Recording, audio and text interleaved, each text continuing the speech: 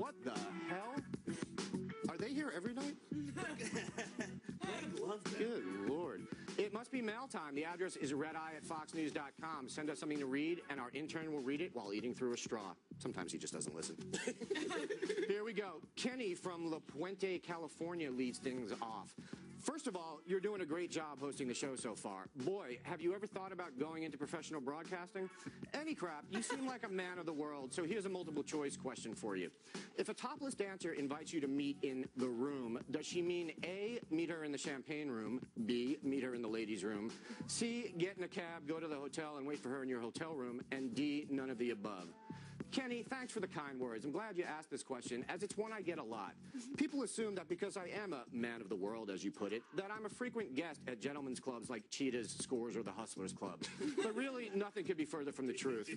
I mean, sure, I could tell you that Private Eyes is open from noon to 4 a.m. Sunday through Friday, but annoyingly doesn't open till 8 p.m. on Saturday. Or that the Penthouse Executive Club, which is conveniently located mere blocks from my spacious condo, serves a great porterhouse and takes American Express. But really, who couldn't?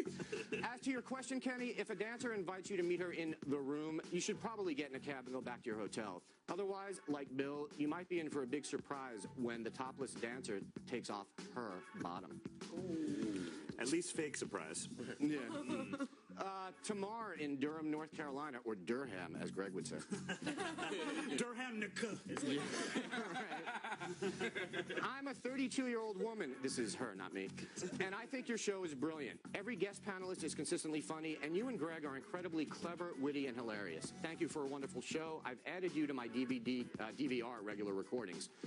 Tamar, thanks for saying that Greg and I are incredibly clever, witty, and hilarious. But why did you leave out Bill? Sure, he's neither clever, witty, nor hilarious, but still, it's a little thing called courtesy.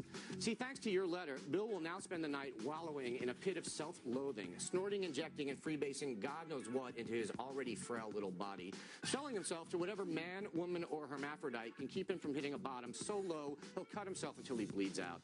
Oh, who am I kidding? He'd do the same thing even if you hadn't written in. I hope you're happy. I know I am. Someone from Puget Sound, Washington with a really bad fake name writes, geez, how about some Botox, Greg? I can't believe they let you do this show with a face like that.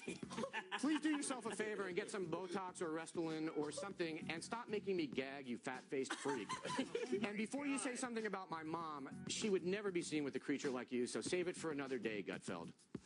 Really bad fake name, you're absolutely right. If Greg were here, he would undoubtedly say something like, you say I make you gag? I guess you didn't inherit that delightful lack of a gag reflex that your mother has. And in case she forgets, you should probably give her some Listerine before you kiss her.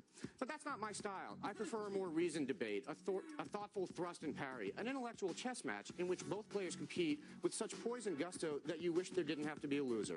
So I will simply say thank you for writing in and wish you the blessings of a great new year.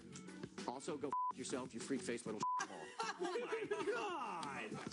And finally, Randy Klinger writes in, I'm having recurring nightmares about a manicorn with Bill Schultz's elongated face and a glistening ruby horn. I'm wearing a Boy Scout uniform. We romp on the sands of Ibiza until Greg's mom asks if I want any oatmeal. Then I wake up frightened yet exhilarated. Any suggestions? Randy, this is indeed unfortunate. You see, that's not a nightmare. It's a flashback, which means that the memory suppression drug we've been testing isn't working the way it should. There'll be a white van pulling up to your house sometime soon. It's best to get in without a fight and not make Mike Baker mad. Yeah. Greg said it was a Ibiza that we were at. Oh, did he? Yeah. Well, it must be right then. You're bad. Yeah. We will close things out with a post-game wrap-up from TV's Mike Baker.